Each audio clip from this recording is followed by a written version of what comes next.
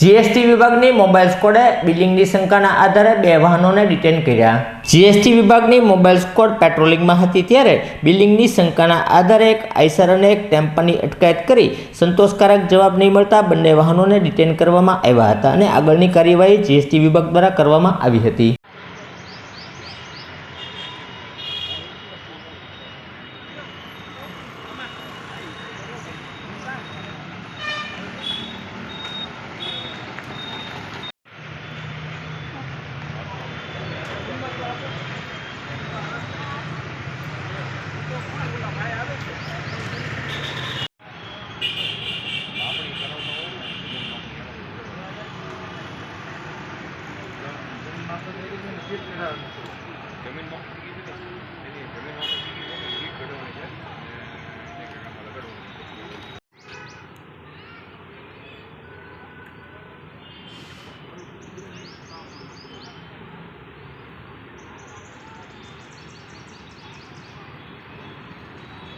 વહી જાય ને ઈચ્છા